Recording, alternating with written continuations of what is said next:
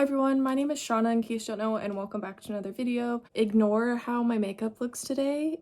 My face I think is too dry for makeup currently, so it was like not working well, and I don't have enough energy to redo my entire makeup on my face. So we're going with this, even though I look like a mess, but maybe that's just a good representation of my mental health at the moment. So today I'm going to be doing my April reading wrap-up. If you heard noise in the background, that's my cat because she has the zoomies right now. I read 9 books in April, and unfortunately my average star rating was extremely low. My average star rating was 2.67 stars, which is honestly terrible. I don't often have months where my average star rating is that low. So April was not the greatest month for me. In case you didn't see my last video, my cat Luna passed away in April, and that took a toll on my mental health. School has been taking a toll on my mental health, and just overall I've been depressed in general, so like not really the greatest month in general for me, but also not a great month in terms of reading. I wish I could be like, I loved all the books I read, it was a good escape from reality, but honestly that wasn't the case this month. So the first book that I read this month is a book, and the movie based on this book is one of my favorite movies of all time, and this book is Ready Player One by Ernest Cline. This book takes place in 2044, so it's the near future, and in this world everyone is connected to the Oasis, which is this like virtual reality world. The creator and owner of this place called the Oasis passed away, and he left some really complicated puzzles behind. And if you can solve these puzzles and be the first one to solve all these puzzles and finish it, then you get massive prizes and a big fortune. So of course there's a lot of people who are interested in solving these puzzles and getting the prize. This book follows a boy named Wade, and Wade has also been trying to solve the puzzles, and Wade is a high schooler, and he starts to have some things click into place and starts to figure some things out. So it's science fiction, it's young adult, it's dystopian, and it's very futuristic. So I loved the movie based on this book. What do you think I thought of the book? Yeah, I didn't like it. I can't believe I'm saying that. I love the movie so much. Why is the book not as great? And I know this is an extremely unpopular opinion because tons and tons and tons of people love Ready Player One, but this book just did not work for me at all. So my main problem with this book is that it's so incredibly boring. The author loves to use info dumping to get his point across, and he loves to info dump about random specific niches from 80s pop culture. So it's not like well-known 80s pop culture things that are constantly being referenced in here. It's very obscure things. And because they're so obscure and they're so like nerd based to the point where even me, a nerd, can't follow everything, I'm like, I feel like in order to fully enjoy this book and understand it and appreciate it, you have to be really attuned to different 80s niche pop culture stuff, not just like general pop culture, very specific stuff, which I feel like potentially could make a lot of people bored with this book, and it made me bored. And also info dumping in books for me most of the time just doesn't work. Like sometimes it's necessary in small bursts, but the amount that Ernest Cline does is really excessive. And remember, the characters are trying to solve these puzzles in order to get the massive prize. Well, the puzzles are very specific 80s like niche stuff, and so you can't start guessing what the answer to these different puzzles will be. Basically, the main character Wade will just have this like eureka moment, and when his eureka moment happens, then all of a sudden it triggers a ton of info dumping of random 80s stuff. So not for me, but if you're really into 80s nerdy specific niche stuff, then you will like this. Like if you're into 80s D&D stuff, for example, or 80s video games, then maybe this book will be for you. But I feel like unless you're in that specific category of people, this book will be a little bit hard to get through. I had issues with the characters in this book, so let's start off with Wade. Wade comes off as really creepy and gross, and he has no redeemable qualities. He comes off as borderline stalkerish, and he comes off like he has an unhealthy obsession with Artemis. So the romance doesn't feel realistic in here because honestly there's no reason why Artemis should ever like Wade, because Wade is just creepy and gross. Wade is also transphobic at one point in this book, which I'm not sure if enough people caught that. I looked it up to see if other people caught this. There was a few other people who noticed this, but not too many. So basically Wade is like talking to Artemis, and immediately I'm like, okay, I feel like something transphobic is about to happen because he says the female of the species, which most people aren't going to say the female of the species unless you're either misogynist or you're transphobic. And then a couple pages later, he starts trying to get to figure out if Artemis is a cis girl or not. And he starts saying, "Are you a woman?" And by that I mean, are you a human female who's never had a sex change operation? Which with that phrase, "Are you a woman?" is technically a phrase that could be okay when you're like in an online setting to figure out whether the person you're talking to is actually a woman or not.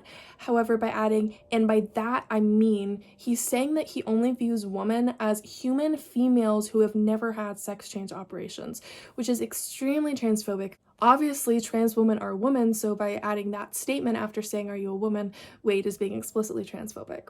So, did not vibe with that, really upset about Wade.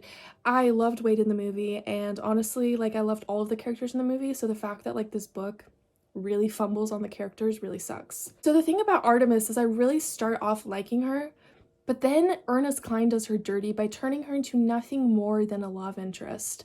She is like this big part of the story at first, and then she basically is barely there, and she's just there as Wade's crush and his love interest, which, by the way, as I said earlier, there is no reason why Artemis should have any sort of romantic feelings for Wade because of the way that Wade is described. And I feel like she had so much potential, but I feel like Cline just lost track of her plotline. With Dido, Shoto, and H, there were some problems due to their race. I'm going to link my Goodreads review in the description below for Ready Player One, and my Goodreads review has a couple like articles and other reviews about the racism in this book. Basically, Dido and Shoto are Japanese stereotypes throughout this book, and the thing about H is that H rejects their race, which, like, the thing is, that's a valid thing to write about.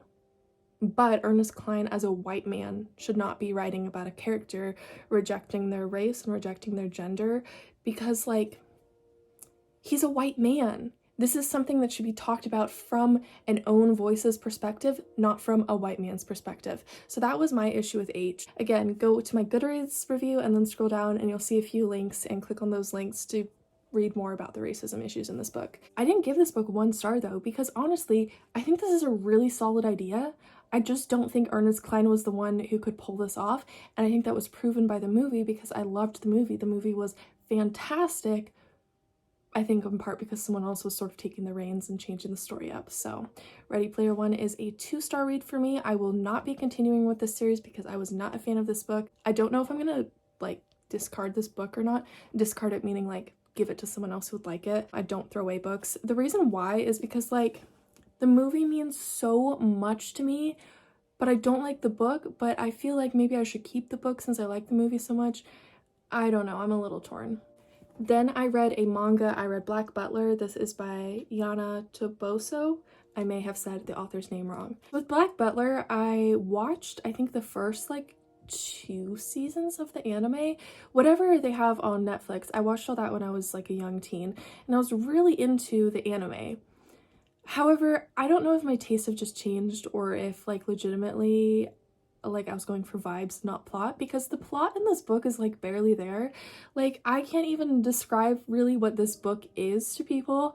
I guess just that there's this really fancy, powerful butler and there's this little boy who live together, and it's their like adventures in high class rich society, but that doesn't really cover it because this is like fantasy.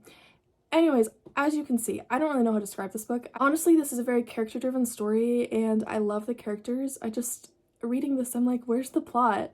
And I'm also reading this and I'm like, I love these characters, but why did I think this was like peak storytelling when I was a teen?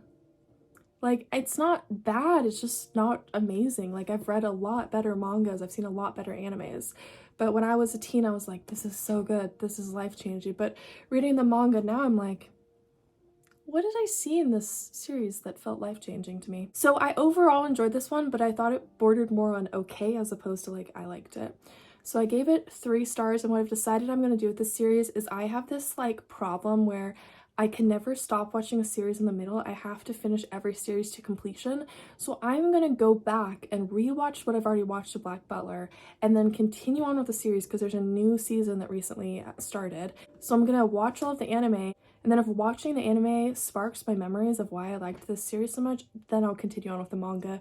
But as of right now, I'm quitting the manga and just going to work with the anime. Then I read a book that is by one of my favorite authors, and I read it on Kindle Unlimited, and this book is Forsaken. It is part of the Deep Connection series. So this book is by Kristen Simmons / Sierra Kincaid. So Kristen Simmons is a young adult author who I really, really, really love. She is one of my favorite authors of all time. So basically, Kristen Simmons wrote a bunch of young adult novels, but she also wrote under this pen name Sierra Kincaid, and those were her adult novels.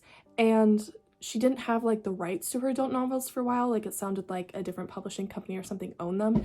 So she recently got those rights back. So now she can put her actual name on these books instead of her pen name. And now she has them all available on Kindle Unlimited, which is very exciting for me because I have Kindle Unlimited. I had known about her pen name and her adult novels for a while, of course, but only after they were added to Kindle Unlimited did I really like hop on the chance to read them. So basically, this is a like adult romance that's contemporary and has thriller vibes. So there's this woman named Marcella, and 2 years ago, Marcella's father gave her this journal that was filled with illegal information about his crimes, and her father told her to run. She had no clue what was in this journal, and she had no choice but to follow through and go on the run and try and protect this journal. So now cops and dangerous men are after her to try and get this journal with all of her father's illegal activity in it.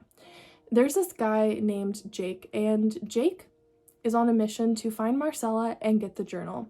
So Jake ends up tracking her down to a small town, and he finds her under the name of Cassie, and he works on earning her trust to figure out where this journal is and get it. And of course, romance brews from there because this is a romance book. I wasn't sure what to expect with this book because I'd never read any of Kristen Simmons' adult books before, and this one is probably my least favorite Kristen Simmons books that I've read so far. However, I did still enjoy it. I thought it was a pretty enjoyable read. I thought that Cassie / Marcella, I'm just gonna call her Cassie because that's an easier name to say than Marcella. I thought that Cassie and Jake had really, really good chemistry.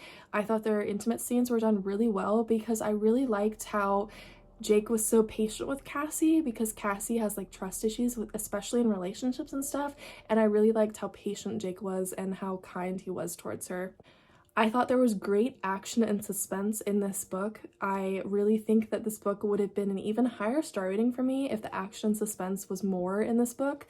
Like, I wanted more heart-pounding moments, and I would have been fine with a longer book if there was also more like action and suspense throughout the story, but I am very satisfied with the action suspense scenes that you do get in this story. And I thought that Cassie's mental health was written really well, especially in regard to like her coping habits. She has like OCD tendencies / like anxiety coping mechanisms that border on OCD, and I thought that it was written really, really well. The main reason though why this isn't my favorite of Kristen's books is because in the first half of the book there's tons of awkward and cringy scenes that were just really hard to get through. Like, the dialogue started off really bad. There was just tons of like awkwardness and just like uncomfortableness with the way that things were worded and situations that occurred. Also, can I just say, what in the world was the oven scene? Like, if you read the book, you can come in my DMs and just cringe with me at the oven scene. If you know, you know. The oven scene actually has caused people to DNF this book, and like, I think that awkward scenes are fine in romance because sometimes you need that awkwardness in romance, but I think it should be done with like limitations because I can't even spoil it for you because I don't want to spoil this book for everyone, but like, there's something that happens in this book that is so awkward and cringy that I wonder why it was even written into the book. So overall, I did enjoy this book. I think the second half of the book is much better than the first half because the second half pretty much gets rid of most of the awkwardness. So I gave this book 3 stars. It is spicy, it is romantic, it is suspenseful, and I enjoyed it. If you were interested in trying a like romance with thriller elements and you are okay pushing past some awkward moments at the start of the book, then this is definitely one you should try. Then I read an arc that I got at Emerald City Comic Con, and this arc is Win Among Crows by Veronica Roth.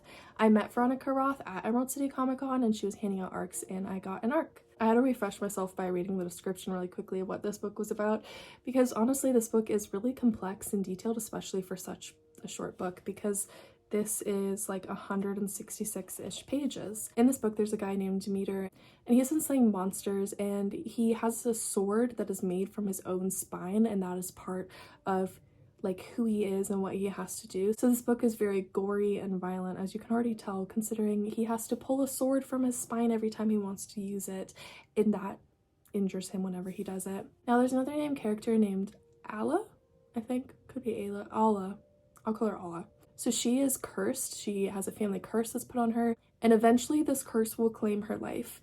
So one night in Chicago, Demeter goes up to Alla with a bargain. If she helps him find Baba Yaga, then he will give her a magical flower that could help cure her of her curse. So this book is obviously really complex. I feel like that doesn't even cover everything about this book. I was very excited to have an arc by Veronica Roth because she's one of my favorite authors. However, I ended up being really disappointed by this book, and I knew it wouldn't work right away. So I didn't vibe with the writing in the story. Like, I read the Divergent series by Veronica Roth, and that writing flows really well. It just works amazing. The writing in here, though, was very dense and slow moving, and it made me feel really disconnected, especially like emotionally disconnected from the story. So I was having a hard time keeping myself interested in what I was reading. The characters didn't start off strong, and they didn't get strong until the last 30 pages, which for a book this short, that's like this much of the book that didn't work for the characters because they started off so flawed and unlikable, and then this like tiny section at the end is where I actually like them, which didn't really work for me. I feel like at least by the 50% mark they should have been a little more redeemable and likable. I also think that this book could have been a lot better if it had focused less on the fantasy elements and more on the romance. So the fantasy elements were really dense. Veronica Roth was trying to shove a lot of different like fantasy creatures in here, and I think for the length of this story she shouldn't have tried to include that many fantasy creatures. I kept having to look up the creatures on my phone because I couldn't keep them apart. I kept getting so confused. There's so many with really complex names. But the romance was like a great part to the story, but it was barely in there because this book tried to focus so heavily on the fantasy elements. So I think this book would have been better if it had had a different blend of fantasy versus romance. So truthfully, I think this book had a lot of potential to be a really good fantasy romance. However, it just didn't work for me. I think it needed different writing, different characterization, and things like that in order for this book to have been truly good. So I ended up giving this book 2 stars, and I'm really disappointed because I was so excited and like screaming internally. I didn't want to scream in public. I was like screaming internally when I got this book. It was like one of the highlights of my life, and then I read this book and I was just so disappointed. Like, honestly, I could give this book 1 star for how disappointed I was, but I'm gonna like ignore my disappointment and more just judge it based on whether I think it's truly good or not. So that's why I gave it 2 stars instead of 1. And then my friend Danny, who's Mandrakes and Mischief on Instagram, and my friend Paula, who is Unpenceivable, they both have a podcast called the Creating Magic Podcast, and they've been hosting this like read along for the Throne of Glass series. And as of filming this video, we have just finished Throne of Glass, and we're going to be starting the 2nd book on May 6th. So I will try and link the like read along page down in the description in case you want to join. It takes place over on the app Fable, which I'm very new to that app.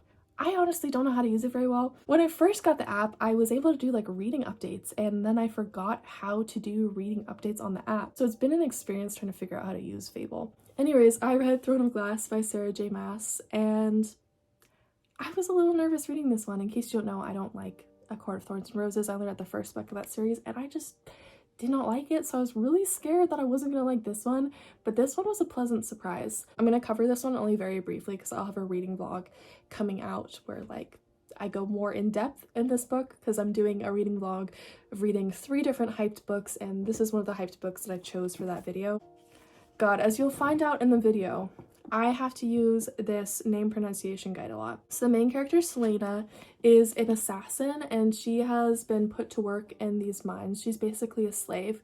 One day, the prince comes and takes her from the prison, and he says, I will get you out of this prison, and I can give you your freedom if you compete in this tournament. And if she wins the tournament, she's basically going to serve as the king's champion, the king's like own assassin. So the king can like get her to do things, but after years of work under his service, she'll have her freedom. So she takes this offer for a chance for her freedom. So this is a fantasy book with lots of romance, and I surprisingly really liked this one. I thought that it was really fast-paced, and I liked most of the characters. I didn't like Selena, but I really liked Nehemia, Cole and Durian. So I did really enjoy my time with this book. Again, after I finish reading 2 more hyped books for that reading vlog, you can find my full unfiltered thoughts on this book. But as of right now, I want to say that this was a 4-star book. I really enjoyed it. I wasn't a huge fan of the main character, but I loved pretty much everything else about this book. So that's why I gave it 4 stars. And honestly, I'm starting to wonder if Sarah J Maas's protagonists aren't for me, because I didn't like Feyre from A Court of Thorns and Roses either. But I'm really hoping that Selena grows on me throughout the rest of the series. I bought 2 more books in the series, so I'm at least going to read those 2 books, but I'm hoping that I'll like this series enough to finish reading the whole series. And at the bare minimum, I'm going to be reading 2 more books with my friends' read-along group. So yeah. Then I read a manga. I read Demon Slayer Kimetsu Academy Volume 1. So this is by Natsuki Hakami, but the original story was by Koyoharu Gotoge. So this is basically taking the Demon Slayer characters and putting them into a school AU. It's fun, it's lighthearted, you get to spend lots and lots of time with the characters that you grew to love in the original Demon Slayer series. I thought that this was really cute, and I did mostly enjoy it. I do think that it could have a lot more depth, but I think for a cute, lighthearted read, this worked really well. So I ended up giving this one 3 stars. I just want to warn everyone, this first volume focuses very heavily on Zenitsu. Like, he feels like the main character, and I know Zenitsu is not for everyone, so if he's not for you, then this might not work for you. However, I feel like I am back to liking Zenitsu. I didn't like him for a while, but I feel like I'm back to liking him, and I don't know what that says about me. But yeah, I enjoyed Kimetsu Academy Volume 1. God, I hate how whenever I start talking too long, I start getting this like head congestion. I don't know if that's normal. Anyways, the next book that I read is one of the most effed up books that I've ever read, and I was not expecting it to be this effed up. So this is called Camp Zero. It's by Michelle Min Sterling. I got this one on NetGalley. So in this book, there's 3 points of view. There's the point of view of a sex worker who is working at a remote camp in Alaska. The world is facing a huge climate change, like global warming issue. So she's working at the remote camp, and at the remote camp, there's a bunch of workers. And the workers is where the second point of view comes in. The second point of view is a professor who is trying to teach these workers. Then the third point of view is another remote camp that is farther up north. And in that remote camp, there is a group of female scientists. So that's the third point of view. These female scientists are told from a we perspective instead of giving each scientist an individual unique voice and personality, which I thought was a really interesting choice that I don't see in books very often. So there's this huge mystery throughout the story about how these 3 points of view connect with each other and what is going to happen with this story. So the first 75% of this book was honestly fairly decent. Like, I didn't vibe with the writing style, it felt super slow, but I was rooting for the characters, I was very intrigued by the world and by the climate change, and I really liked getting to see this author's perspective on what global warming could look like. God, I want to cuss, but I'm not going to, but I wish that I could just cuss and just scream, what the F, because I feel like that's the only way to summarize my thoughts on what happens in the last quarter of this book. So basically, you get answers to the mysteries in the last quarter of this book. And it makes almost all of the characters disgusting, horrendous, and unlikable. And so I was rooting for these characters for like the first 3 quarters of this book, and then they're all basically turning out to be trash and awful people. There's only 2 characters that are like decent, and what I mean by decent is that they're doing terrible, horrific, disgusting things, but they were groomed and manipulated into doing those things, so it's a little different. But all the other characters, I'm like, you are all horrible and disgusting people that I want nothing to do with. And I felt so physically sick and angered by this book because I felt like the characters were like at least characters that I could root for the majority of this book, and then the plot twist happened, and all of them turned out to be nasty and disgusting, and it completely ruined the book for me. I was like, this author had such a good book going, like honestly, it wouldn't have been a 5-star read for me no matter what. However, I feel like I would understand the good reviews that this book had if those plot twists didn't happen. Like, I don't want to spoil this book for people in case anyone watching this video wants to read this book, but if you ever want to know what happens in this book and just have like a screaming moment with me, DM me on Instagram, because like I literally was so angry that I FaceTimed my friend and I was like, I need to scream about this book to you and how horrid it ended. So I didn't end up liking this book. I almost gave this book 1 star, but I was like, I feel like I should be respectful to the author's other 75% of the book that wasn't terrible. So if like that last 25% of the book hadn't happened, this would have been a 3-star read. However, because of that last 25%, it dropped to a 2-star read. I was so close to giving it 1 star, but honestly, 2 stars is fine. I really don't recommend reading this book if you don't want like plot twists that will ruin the story and just make you almost rip out your hair from how mad you are. Then I read a manga. I read One Punch Man Volume 6, and this story is by One. The art is by Yuzuki Murata. So in this world, there is this guy, Saitama. Saitama is overpowered. He can defeat any villain in one punch. So it is following his humorous exploits as he's trying to find a villain that can actually pose a challenge to him. I feel like this one is the funniest out of all the volumes. I thought there was a lot of great humor in here. I also feel like the stakes are finally up in here, and I feel like it's more like high stakes and intense now, which I really like. I wasn't a huge fan though of like this bonus manga. I don't like suicide jokes and humor revolving around suicide. I don't find that funny. I find that disrespectful due to my personal history with suicidal ideation and my personal history with losing people to suicide. So I think just skip like the bonus manga wherever that is. Yeah, right here. Just skip the bonus manga if you're going to read this volume. So I ended up giving this one 4 stars. I still feel like it's a little bit repetitive. Like I feel like it has the potential to be better, but I am still enjoying it for what it is. So I will be continuing with this series. Then I ended this month with a book that I hated. I literally finished this book at like 11:50 on the final day of April, so I almost couldn't include this book this month because I was like, I don't know if I'm going to finish it in time. Maybe if I just like speed read through the rest of this book, then I can talk about it. So I am going to tell you what this book is actually about. Do not read the actual description for this book because it's very misleading and doesn't capture what this book is truly about. So here is an honest description of what this book is about. Emma just lost both her husband and her best friend after learning about their cheating. Trying to look for a new start, Emma returns to her childhood town, and with encouragement from her aunt, she decides to work on turning her aunt's old house into a B&B. So that's truthfully what the book is about. The description's like, a relative comes and tries to cause drama and get the house. And I'm like, the relative comes in like the last 5% of the book. Like he's going to be the main villain in the second book. Why is he in the like description for this book? And then this description also tries to like highlight there's going to be romance. I'm like, there was like no romance in this book. Okay, there was no chemistry between the two characters. They never date. They share one kiss, but she immediately turns him down after the kiss. They only hang out with each other a couple times in the book. Like this book more focuses on dealing with cheating and on restoring an old house.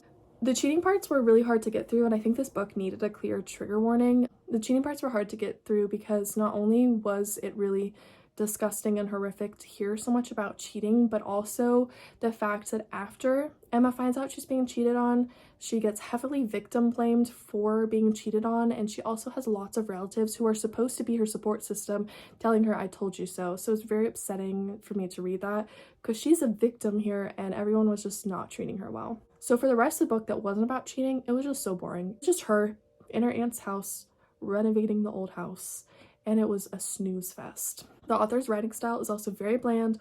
All of the characters were uninteresting. The plot was really unengaging.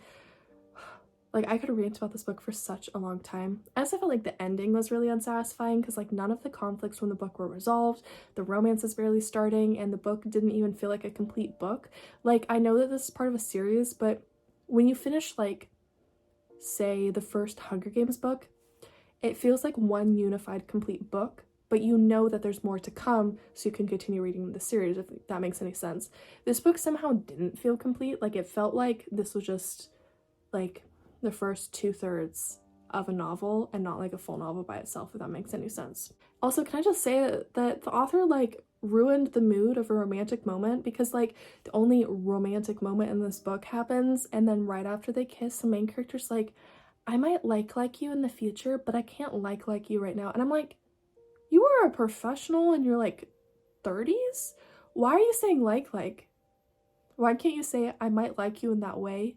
Or I might love you in the future? Like, what the heck is this like thing? Like, that's what kids and tweens say, not adults who are very professional. So yeah, honestly, this book was a waste of time. I really hated it, and I could rant about this book for a really long time. I'm not going to, because if I did, this video would be like 4 hours long because I have that much to say about how much I hated this book. So I ended up giving this book 1 star, in case it isn't obvious. So those were all the books I read in the month of April. I hope you enjoyed this video. If you did, feel free to give it a thumbs up and subscribe to me if you haven't already. All of my other social media will be linked down in the description below, including my Bookstagram, BookTok, my cosplay Instagram, and all of that jazz. I hope all of you are having a great start to your May, and I'll see all of you in my next video. Until next time, goodbye.